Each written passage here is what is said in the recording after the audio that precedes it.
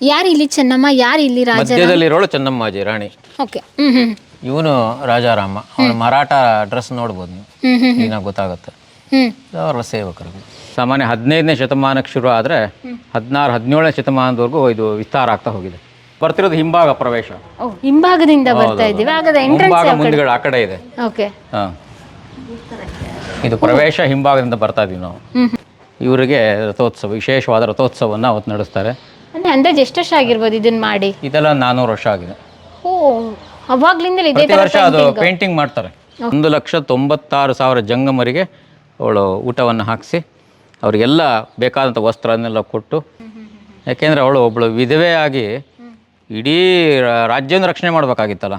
ಅವಳು ತಾನು ವೇಷಭೂಷಣ ಮಾಡ್ತಾ ಕೂತ್ರೆ ಯಾರೋ ಕೇಳ್ತಾರೆ. ಒಂದು ಹಾವು ಅವನ ತಲೆ ಮೇಲೆ ಹೆಡೆ ಆಡಿಸ್ತಾ ಇತ್ತು, ಅದರಿಂದ ಅವನಿಗೆ ರಾಜ್ಯ ಸಿಕ್ತು ಅಂತೇಳಿ ಅದನ್ನು ಇಲ್ಲಿ ಅವರು ಕೆತ್ತನೆಯನ್ನು ಮಾಡಿ ಉಳಿಸ್ಕೊಂಡಿದ್ದಾರೆ. ಮೊಟ್ಟ ಮೊದಲ ಬಾರಿಗೆ ಕೆಳದಿ ಒಂದು ಪಾಳೆಗಾರಿಕೆ ಆಗಿದಾಗ ಅದಕ್ಕೊಂದು ಸಂಸ್ಥಾನ ಕಟ್ಟಬೇಕಲ್ಲ, ಅಷ್ಟು ಈಸಿಯಾಗಿ ಕೆಲಸ ಆಗಿರಲ್ಲ ಸರ್. ಬೇಸ್ಮೆಂಟು ಸ್ಟ್ರಾಂಗ್ ಆಗಿದ್ದಷ್ಟು ಸಾಮ್ರಾಜ್ಯ ಸ್ಟ್ರಾಂಗ್ ಆಗುತ್ತೆ. ಹೇಗೆ ಅವರು ಸಾಮ್ರಾಜ್ಯ ವಿಸ್ತರಣೆ ಮಾಡಿದ್ದು ಇಕ್ಕೇರಿಗೆ ಹೋಗೋಕ್ಕಿಂತ ಮುಂಚೆ? ಇಕ್ಕೇರಿಗೆ ಹೋಗೋಕ್ಕಿಂತ ಮುಂಚೆ ಅದೇ ಅವರಿಗೆ ನಿಧಿ ಸಿಕ್ಕಿದ್ದೇ ಮೂಲ ಕಾರಣ ಆಗಿದ್ದು. ಕಾರಣ ಆದಮೇಲೆ ಇಲ್ಲಿಯ ಜನಗಳೆಲ್ಲ ಅವ್ರಿಗೆ ಸಪೋರ್ಟ್ ಮಾಡೋಕ್ಕೆ ಶುರು ಮಾಡಿದರು. ಇಲ್ಲಿ ಎಲ್ಲ ಜನಗಳೇನು ಊರಿನ ಜನಗಳು ಅವರಿಗೆ ಒಂದು ಊರಿನ ನಾಯಕನಾಗಿ ಅವನನ್ನು ಗುರುತಿಸ್ತಾ ಹೋದರು. ಹಾಗೆ ಅವರಿಗೆ ಇಡೀ ಇದನ್ನು ತಮ್ಮ ಕೈಯಲ್ಲಿ ತಗೊಳ್ಳಿಕ್ಕೆ, ಅಂದರೆ ಆಟೋಮೆಟಿಕ್ಕಾಗಿ ತಾನಾಗೆ ಬಂದಿದ್ದದು. ಯಾಕೆಂದರೆ ಅವನೇ ಹೇಳ್ಕೊಂಡಾಗೆ ತನ್ನ ಕನಸಿನಲ್ಲಿ ಶಿವ ಬಂದು ನಿಧಿ ಸಿಗತ್ತೆ ಅಂತೇಳಿ ಹೇಳ್ಕೊಂಡಾಗೆ ನಿಧಿ ಸಿಕ್ಕಿದ್ರಿಂದ ಊರ ಜನ ಎಲ್ಲ ಸಪೋರ್ಟ್ ಮಾಡಿದರು ಅವರಿಗೆ. ಆಗ ಒಂದು ಗುಂಪಿನ ನಾಯಕ ಆದ. ಅದೇ ಒಂದು ಪಾಳೆಪಟ್ಟ ಆಯಿತು ಮುಂದೆ ನಂತರ ಇವರ ಒಂದು ಪ್ರಾಬಲ್ಯವನ್ನು ನೋಡಿ ವಿಜಯನಗರದ ಅರಸರು ಹೇಳಿ ಕಳಿಸ್ತಾರೆ. ವಿಜಯನಗರದ ಅರಸರು ಇವ್ರಿಗೆ ಹೇಳಿ ಕಳಿಸ್ತಾರೆ ಇವರ ಒಂದು ಪ್ರಾಬಲ್ಯ ಶಕ್ತಿಯನ್ನೆಲ್ಲ ನೋಡಿ. ಅವರಿಗೆ ಸಹಾಯ ಮಾಡ್ತಿರ್ತಾರೆ ಇವರು ಯುದ್ಧಗಳಲ್ಲಿ. ಹಾಗಾಗಿ ಅವರಿಂದ ಅನೇಕ 15 ಮಾಗಣಿಗಳು ಅವರಿಗೆ ಸಿಗತ್ತೆ. ಕೆಳದಿ ಬಿಟ್ಟು ಕೆಳದಿ ಸುತ್ತಮುತ್ತಲಿನ 15 ಮಾಗಣಿಗಳನ್ನು ಅವರ ಆಡಳಿತಕ್ಕೆ ಒಳಪಡಿಸಿದಾಗ ಅವರು ಇನ್ನೂ ಸ್ವಲ್ಪ ದೊಡ್ಡ ಪಾಳೆಗಾರರಾಗಿ ಬೆಳೀಲಿಕ್ಕೆ ಅವರ ಸಪೋರ್ಟ್ ಸಿಗತ್ತೆ ಅವರಿಗೆ. 18 ಮಹಾಗಣಿಗಳು ಅಂತ ಹೇಳಿದರೆ ಹಳ್ಳಿನ? ಹಾಂ, 15 ಗ್ರಾಮಗಳ ಟೈಪು. ಹೌದು, ಆ ಥರ ಮಾಸೂರು, ಕೆಳದಿ ಈ ಥರದ ಒಟ್ಟು 15 ಗ್ರಾಮಗಳನ್ನು ಅವರ ಆಡಳಿತಕ್ಕೆ ಒಳಪಡಿಸಿದಾಗ ಅವರಿಗೆ ಇನ್ನೂ ಹೆಚ್ಚಿನ ಬಲ ಸಿಗುತ್ತೆ. ಎಲ್ಲರೂ ಇವರಿಗೆ ಸಪೋರ್ಟ್ ಮಾಡಬೇಕಾಗತ್ತೆ, ಈ ಚೌಡಪ್ಪ ಮತ್ತು ಭದ್ರಪ್ಪನಿಗೆ. ಹಾಗಾಗಿ ಅವರು ಬಾಳೆಗಾರರಾಗಿ ಬೆಳೀತಾ ಹೋಗ್ತಾರೆ. ಅವರಿಗೆ ವಿಜಯನಗರದವರ ಸಂಪೂರ್ಣ ಸಹಕಾರ ಸಿಕ್ಕಿರೋದ್ರಿಂದ ವಿಶೇಷವಾಗಿ ಅವರಿಗೂ ಸಹಕಾರ ಎಲ್ಲ ಯುದ್ಧಗಳೆಲ್ಲ ಸಹಾಯ ಮಾಡ್ತಾಯಿದ್ರು. ಮತ್ತು ಆ ವಿಜಯನಗರದ ಅರಸರ ಹೆಸರನ್ನೇ ತಮ್ಮ ಮಕ್ಕಳಿಗೆ ಇಡ್ತಾರೆ. ವೆಂಕಟಪ್ಪ ನಾಯಕ ತನ್ನ ಮಕ್ಕಳಿಗೆ ಅವ್ರ ಹೆಸರುಗಳನ್ನೇ ಇಡ್ತಾನೆ ಅವನು, ಇಟ್ಬಿಟ್ಟು ಹಾಗಾಗಿ ಅವರಿಗೆ ಹೆಚ್ಚಿನ ಒಂದು ನೆಂಟು ಬಂದು ಈ ಒಂದು ಸಂಸ್ಥಾನ ವಿಸ್ತಾರ ಆಗಲಿಕ್ಕೆ ಸಹಕಾರ ಆಗುತ್ತೆ. ಓಕೆ ಸರ್, ಇಲ್ಲಿ ನೋಡ್ತಾ ಇದ್ದೀವಲ್ಲ ಈ ಕಲ್ಲುಗಳು ಮತ್ತು ಈ ಕಂಬ ಕಲಾಕೃತಿಗಳೆಲ್ಲ ಯಾರ ಕಾಲಘಟ್ಟದಲ್ಲ ಆಯಿತು? ಇದು ನಂತರ ಒಂದು ಬ್ರಿಟಿಷ್ ಪೀರಿಯಡಲ್ಲಿ ಒಂದು 100 ಇಯರ್ಸ್ ಆಗಿರ್ಬೋದು. ಈ ಸುತ್ತಿನ ಪೋಳಿ ಏನು ಮಾಡಿದ್ದಾರೆ, ಅದಕ್ಕೆ ಅಲ್ಲಿ ಮೇಲ್ಗಡೆ ಒಂದು ಶಾಸನ ಏನೋ ಇದೆ, ಅವ್ರು ಹಾಕಿದ್ದಾರೆ ಅಲ್ಲಿ ತಾಮ್ರದ್ದು. ಹಾಂ, ಅದರೊಳಗಿದೆ ಅದು ಯಾರ ಕಾಲ ಅಂಥೇಳಿ. ಬ್ರಿಟಿಷ್ ಒಂದು ಪೀರಿಯಡಲ್ಲಿ ಈ ಹೊರಗಿನ ಪೋಳಿ ಎಲ್ಲ ಆಗುತ್ತೆ. ಓಕೆ, ಅಂದರೆ ಒಂದು ರೀತಿ ಹೇಗಿದೆ ಅಂತ ಹೇಳಿದರೆ ಟೆಂಪಲ್ ಈ ರೀತಿಯಾಗಿದೆ, ಆ ಮೆಟ್ಲು. ಅಂದರೆ ಇದು ನಾವು ಬರ್ತಿರೋದು ಹಿಂಭಾಗ ಪ್ರವೇಶ. ಹಿಂಭಾಗದಿಂದ ಬರ್ತಾ ಇದ್ದೀವಿ. ಆಗದ ಎಂಟ್ರೆನ್ಸ್ ಮುಂದುಗಡೆ ಆ ಕಡೆ ಇದೆ. ಓಕೆ. ಹಾಂ, ಇದು ಪ್ರವೇಶ ಹಿಂಭಾಗದಿಂದ ಬರ್ತಾ ಇದೀವಿ ನಾವು. ನಿಮಗೆ ನಾನು ಅಲ್ಲಿ ಎಡಮುರಾರಿ ಬಲಮುರಾರಿ ಅವರ ಒಂದು ಕತೆ ಹೇಳಿದೆ, ಈ ಸಂಸ್ಥಾನದ ಸ್ಥಾಪನೆ ಮೂಲ ಕಾರಣರು ಅಂತ. ಅವರನ್ನು ಪ್ರತಿ ವರ್ಷ ರಥದಲ್ಲಿ ಇಟ್ಟು ಎಳಿತಾರೆ. ಅವರು 2 ಗೊಂಬೆಗಳನ್ನು ಮಾಡಿಸ್ತಾರೆ ಹಲಸಿನ ಮರದಲ್ಲಿ. ನೋಡ್ಬೇಕು ನೀವು, ಎಡಮುರಾರಿ ಬಲಮುರಾರಿ ಮತ್ತು ಅವ್ರ ಪತ್ನಿಯರು. ಶಿವರಾತ್ರಿ ಸಂದರ್ಭದಲ್ಲಿ ರಥೋತ್ಸವ ಆಗುತ್ತೆ. ಇವರಿಗೆ ದೂತರ ರಥ ಅಂತಲೇ ಸ್ಪೆಷಲ್. ಓ ಹೌದಾ? ಹೌದು, ತುಂಬ ವಿಶೇಷ. ಅದು ಕೆಳದಿಲಿ ಮಾತ್ರ ಇರುವಂಥದ್ದು. ಹಾಂ, ಇವರಿಗೆ ವಿಶೇಷವಾದ ರಥೋತ್ಸವವನ್ನು ಅವತ್ತು ನಡೆಸ್ತಾರೆ. ಅಂದಾಜು ಎಷ್ಟು ವರ್ಷ ಆಗಿರ್ಬೋದು ಇದನ್ನ ಮಾಡಿ? ಇದೆಲ್ಲ 400 ವರ್ಷ ಆಗಿದೆ. ಓ, ಅವಾಗ್ಲಿಂದಲೇ ಇದೇ ಪ್ರತಿ ವರ್ಷ ಅದು ಪೇಂಟಿಂಗ್ ಮಾಡ್ತಾರೆ. ಓಕೆ. ಹಾಂ, ಪೇಂಟಿಂಗ್ ಮಾಡಿ ಅದನ್ನು ಕ್ಲೀನ್ ಮಾಡಿ ರಕ್ಷಣೆ ಮಾಡಿ ಇಟ್ಕೊತಾರೆ. ಅಂದರೆ ಇದೆಲ್ಲ ಅಬ್ಸರ್ವ್ ಮಾಡಿದರೆ, ನಾನು ನೋಡ್ತಾ ಇದ್ರೆ ಅವಾಗಿನ ವೇಷಭೂಷಣ ಇದೇ ರೀತಿ ಇತ್ತ ಅಂತ ಅನ್ನಿಸ್ತಾ ಇದೆ ನನಗೆ. ಹೌದು, ಅಂದ್ರೆ 400 ವರ್ಷ ಅಂತ ಹೇಳಿದ್ರೆ ನೋಡಿ ಯಾವ ರೀತಿ ಇದೆ ಅಂತ. ಉಡುಗೆ ತೊಡುಗೆಗಳಾಗಿರ್ಬೋದು, ಅವರ ವೇಷಭೂಷಣ ಮತ್ತೆ ಒಡವೆಗಳು, ಎಲ್ಲ ಹೇರ್ ಸ್ಟೈಲು, ಮತ್ತೆ ಬಿಂದಿಡ್ತಕ್ಕಂಥ ಸ್ಟೈಲು, ಮತ್ತೆ ಇಲ್ಲಿ ದೃಷ್ಟಿ ಬಟ್ಟು ಅದ್ ನೋಡಿ ಹೇಗಿದೆ ಅಂತ ಹೇಳಿ. ಮತ್ತೆ ಅವ್ರು ಫುಲ್ಲು ಕವರಿಂಗ್ ಮಾಡ್ತಾ ಇರ್ಲಿಲ್ಲ, ಕ್ಲಾತ್ ಎಲ್ಲ ಶಾರ್ಟ್ ಏನೋ ಆಗ್ತಾ ಇರ್ನಿಲ್ವಾ ನೋಡಿ, ಅಲ್ಲಿ ಓಪನ್ ಇದೆ. ಮತ್ತೆ ಅವ್ರಷ್ಟೇ ಒಂದ್ ರೀತಿಯಾಗಿ ಶಾರ್ಟ್ಸ್ ತರ ಹಾಕೊಂಡಿದ್ದಾರೆ. ಹೌದು ಹೌದು. ಅಂದ್ರೆ ರೈತ ಮಹಿಳೆಯರೆಲ್ಲ ಹಾಗೆ ಇರ್ತಾ ಇದ್ರು ಅಂತ, ಕೆಲಸ ಮಾಡ್ಲಿಕ್ಕೆ ಸುಲಭ ಆಗುತ್ತೆ ಅಂತ. ಹೊಲದಲ್ಲಿ ಕೆಲಸ ಮಾಡಬೇಕಾದ್ರೆ ಅದು ಸುಲಭ ಆಗತ್ತೆ ಆ ಥರ ವೇಷವನ್ನು ಹಾಕೊಂಡಾಗ ಅಂತೇಳಿ ಆ ಥರದ ಇದನ್ನ ಧರಿಸ್ತಾ ಇದ್ರು ಅವರು. ಅಂದ್ರೆ ಇವ್ರು ಇಂಪಾರ್ಟೆಂಟ್ ರೋಲ್, ಇವ್ರು ಇಲ್ಲ ಅಂತ ಹೇಳಿದಿದ್ರೆ ಕೆಳದಿ ಅಂತ ಒಂದು ಸಂಸ್ಥಾನ ಹುಟ್ಟೋದಕ್ಕೆ ಅಸಾಧ್ಯವಾಗ್ತಾ ಇತ್ತೇನೋ. ಖಂಡಿತ ಆಗ್ತಿತ್ತು. ಹೀಗೆ ಶಾಸ್ತ್ರಗಳನ್ನ ಅವಾಗ ತುಂಬಾ ನಂಬ್ತಾ ಇದ್ರು, ಜ್ಯೋತಿಷ್ಯಗಳನ್ನ ಕೇಳಲೇಬೇಕಿತ್ತು ಒಂದು ಸಾಮ್ರಾಜ್ಯ ಸ್ಥಾಪನೆ ಮಾಡ್ಬೇಕು ಅಂತ ಹೇಳಿದಾಗ. ಇವರ ಬಲಿದಾನದ ಒಂದು ತ್ಯಾಗ, ಬಲಿದಾನದ ಸಾಂಕೇತಿಕವಾಗಿನೇ ಕೆಳದಿ ಸಂಸ್ಥಾನ, ಕೆಳದಿ ನಾಯಕರು ವಿಜೃಂಭಣೆಯಿಂದ ಮೆರೆದ್ರು. ಖಂಡಿತ. ಮತ್ತು ಅದಕ್ಕೋಸ್ಕರನೇ ಅವರು ಅಷ್ಟು ಪ್ರಾಧಾನ್ಯತೆ ಕೊಟ್ಟಿದ್ದಾರೆ ಅವ್ರಿಬ್ರಿಗೆ. ಹೌದು. ಈಗೆಲ್ಲರೂ ಕೊಡೋದಿಲ್ಲ ಆ ಥರ, ಮಾಡ್ದ ಅಂದ್ಬಿಡ್ತಾರೆ.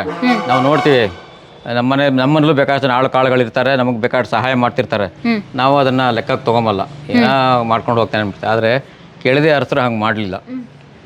ಇವರಿಂದ ನಮಗೆ ರಾಜ ಪದವಿ ಸಿಕ್ತು ಅಂತೇಳಿ ಇವತ್ತಿಗೂ ಕೂಡ ರಥದಲ್ಲಿ ಎಳಿತಾರೆ. ಅದನ್ನ ನಾವು ಅವರ ಒಂದು ಮಾನಸಿಕ ಇದನ್ನ ನಾವು ಚೆನ್ನಾಗಿ ಚಿಂತನೆ ಮಾಡ್ಬೇಕು. ಕೆಳದಿ ಅರಸರು ಅಂದ್ರೆ ಅವರ ಬೇಸಿಕ್ಕೆ ಎಷ್ಟು ಚೆನ್ನಾಗಿತ್ತು ಅನ್ನೋದು ನಮ್ಗೆ ಅರ್ಥ ಆಗತ್ತೆ ಅವರ ನಡವಳಿಕೆಯಿಂದ.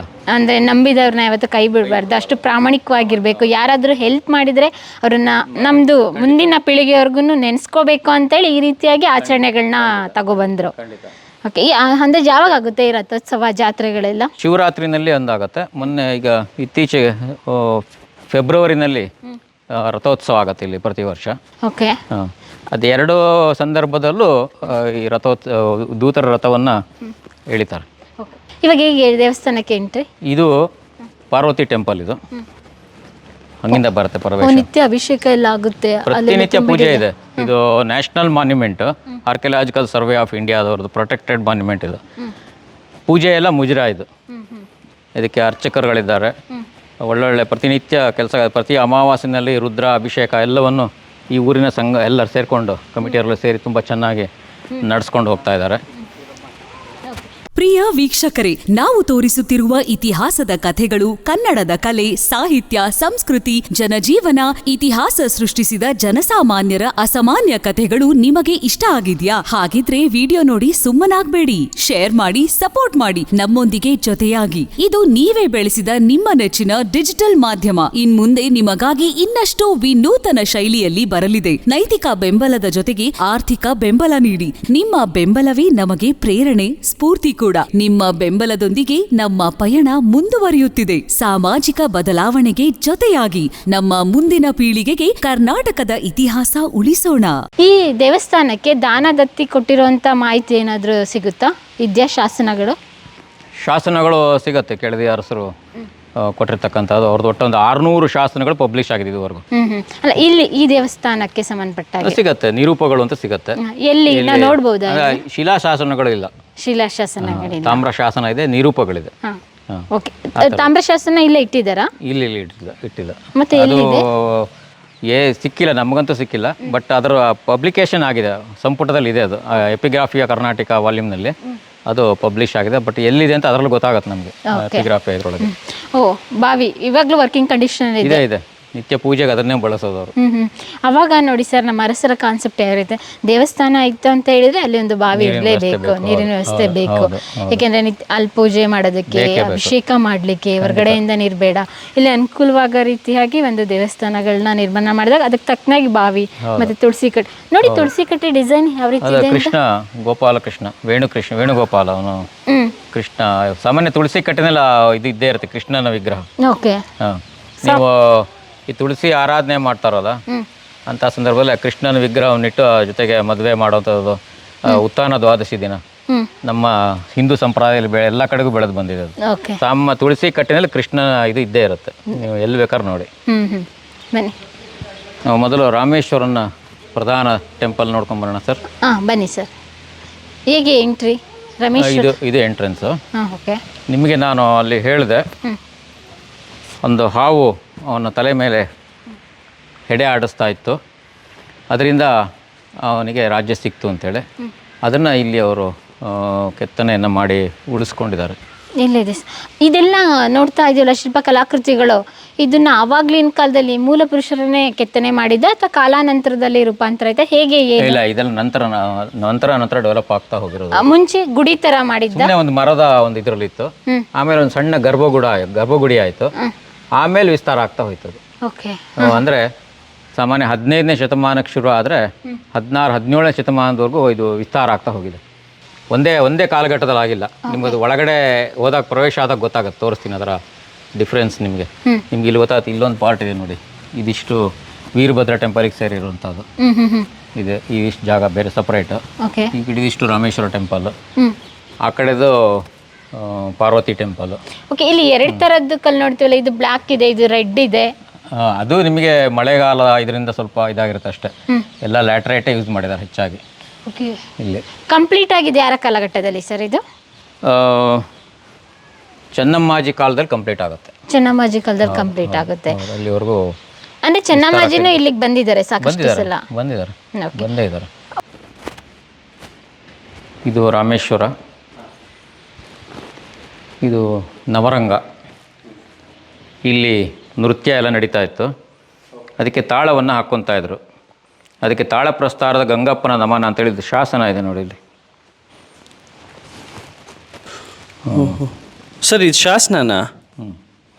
ಅಲ್ಲಿ ಬರೆದಿದೆ ತಾಳ ಪ್ರಸ್ತಾರದ ಗಂಗಪ್ಪನ ನಮನ ಅಂತೇಳಿ. ಇದೆ ಇಲ್ಲಿ ಕೂತ್ಕೊಂಡು ತಾಳ ಹಾಕೋದು, ಅದರ ಈ ಕೈ ಕಲ್ಲು ಸೌದಿರೋದು ಕಾಣತ್ತೆ ನೋಡ್ರಿ. ಹೌದು. ಅವನು ಆ ಗಂಗಪ್ಪ ಅನ್ನೋನು ದೊಡ್ಡ ವಿದ್ವಾಂಸ. ಅವನು ತಾಳ ಹಾಕೋನು, ಹಾಡು ಹೇಳೋನು, ನೃತ್ಯ ಮಾಡ್ತಾಯಿದ್ರು ಈ ಮಂಟಪ.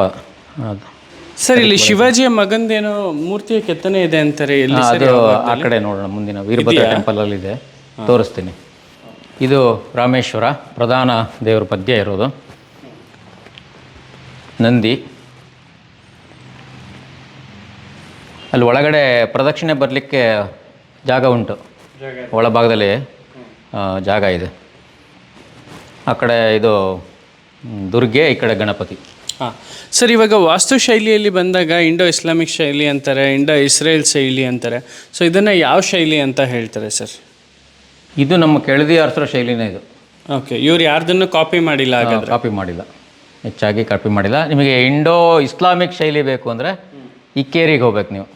ಅಲ್ಲಿ ಇಂಡೋ ಇಸ್ಲಾಮಿಕ್ ಶೈಲಿ ಅಲ್ಲಿ ನಿಮಗೆ ತೋರಿಸ್ಲಿಕ್ಕೆ ಆಗುತ್ತೆ. ದೇವಸ್ಥಾನದಲ್ಲಿ ದೇವಸ್ಥಾನದಲ್ಲಿ ಕ್ಲಿಯರಾಗಿ ಗೊತ್ತಾಗುತ್ತೆ, ನೀವು ನೋಡಿದ ತಕ್ಷಣ ಗೊತ್ತಾಗುತ್ತೆ. ಅಲ್ಲಿ ಕಿಟಕಿಗಳು, ಆ ಮೇಲಿನ ಕಂಗರುಗಳು ಇವೆಲ್ಲವೂ ಮುಸ್ಲಿಂ ಶೈಲಿದೆ. ಟೆಂಪಲ್ಲು ಹಿಂದೂ ಶೈಲಿನಲ್ಲಿದೆ. ಸಾಮಾನ್ಯ ಇವರು ಕಲ್ಯಾಣಿ ಚಾಲುಕ್ಯರು, ಹೊಯ್ಸಳರ ಒಂದು ಇದನ್ನು ಫಾಲೋ ಮಾಡಿದ್ದಾರೆ. ಅಂದರೆ ಅಷ್ಟೊಂದು ಫಿನಿಶಿಂಗ್ ಕೊಟ್ಟಿಲ್ಲ, ತಮಗೆ ಅನುಕೂಲಕ್ಕಾದಾಗ ಎಷ್ಟೆಷ್ಟು ಸಾಧ್ಯವೋ ಅಷ್ಟನ್ನು ಮಾಡಿ ಈ ದೇವಸ್ಥಾನನ ಫಿನಿಶ್ ಮಾಡಿದ್ದಾರೆ. ಅಂದರೆ ಇಲ್ಲಿಯ ಮೂಲಸ್ಥರು ಸ್ಥಾಪನೆ ಮಾಡಿದಂತಹ ರಾಮೇಶ್ವರ ಸ್ವಾಮಿ ವಿಗ್ರಹ ಅದು ಹೌದು. ಇವತ್ತಿಗೂ ಕೂಡ ಬದಲಾಯಿಸಿಲ್ಲ? ಇಲ್ಲ, ಭಿನ್ನ ಆಗಿಲ್ಲ, ಬದಲಾಯಿಸಿಲ್ಲ, ಏನಾಗಿಲ್ಲ. ನಿತ್ಯ ಪೂಜಾ ಕೈಂಕರ್ಯಗಳು ನಿಂತಿಲ್ಲ. ಬನ್ನಿ ಸರ್. ಇದು ಭಕ್ತ ವಿಗ್ರಹಗಳು ಅಂತ ಕರಿತೀವಿ. ಇದು ಅರಸರು ಏನು ಅಂತಂದರೆ ಇದರಲ್ಲಿ ವಿಶೇಷ ಏನು ಅಂತಂದರೆ, ಭಕ್ತರ ಕಾಲ ಧೂಳು ನಮ್ಮ ತಲೆ ಮೇಲೆ ಬಿದ್ದರೆ ನಾವು ಉದ್ಧಾರ ಪುನೀತರಾಗ್ತೀವಿ ಅಂತೇಳಿ ಕಲ್ಪನೆ. ಅದೇ ಥರ ನೀವು ಯಾವ ದೇವಸ್ಥಾನಕ್ಕೆ ಬೇಕಾದ್ರೂ ಹೋಗ್ರಿ, ಯಾವ ದೊಡ್ಡ ದೊಡ್ಡ ದೇವಸ್ಥಾನಗಳಲ್ಲಿ ಅರಸರುಗಳು ಕೆತ್ತಿಸಿರ್ತಾರೆ, ಅಥವಾ ದೊಡ್ಡ ದೊಡ್ಡ ಅಧಿಕಾರಿಗಳು, ಭಕ್ತರು, ಅವರು ಈ ಥರ ಭಕ್ತ ವಿಗ್ರಹಗಳನ್ನು ಕೆತ್ತಿಸಿರೋದು ನೀವು ನೋಡಲಿಕ್ಕೆ ಸಾಧ್ಯ ಇದೆ. ಅಂದರೆ ಈ ಭಕ್ತ ವಿಗ್ರಹನ ಯಾರು ಕೆತ್ತಿಸಿರೋದು ಅಂತ ಸರ್ ಅಲ್ಲಿ ನಿಮಗೆ? ಅಲ್ಲಿ ಕೆಲವುದ್ರಲ್ಲಿ ಹೆಸರು ಇರುತ್ತೆ, ಕೆಲವುದ್ರಲ್ಲಿ ಇರೋಲ್ಲ. ಸಾಮಾನ್ಯ ಮೇಲೆ ಹಾಕಿರ್ತಾರೆ, ಇದರಲ್ಲಿ ಏನು ಹೆಸರು ಇಲ್ಲ. ಈ ಒಂದು ವಸ್ತ್ರದ ಶೈಲಿ ಎಲ್ಲ ನೋಡಿದರೆ ಅರಸ ಕುಟುಂಬ ಅಂತ ಹೇಳ್ಬೋದು. ಅವನ ವಸ್ತ್ರದ ಇದನ್ನು ನೋಡಿದರೆ ಒಂದು ಅರಸ ಕುಟುಂಬದವರು ಕೆತ್ತಿಸಿದ್ದಾರೆ, ಅಥವಾ ಕೆಳದಿ ಅರಸರು ಯಾರಾದರೂ ಇರ್ಬೋದು. ಹಾಂ, ಕೆಲವುದ್ರಲ್ಲಿ ಹೆಸರು ಇರುತ್ತೆ ಮೇಲುಗಡೆ. ಸರ್ ಇಲ್ಲೇನೋ ಬರ್ದಿದ್ದಾರಲ್ಲ, ಏನಿದು? ಗಿರಿಯಪ್ಪ.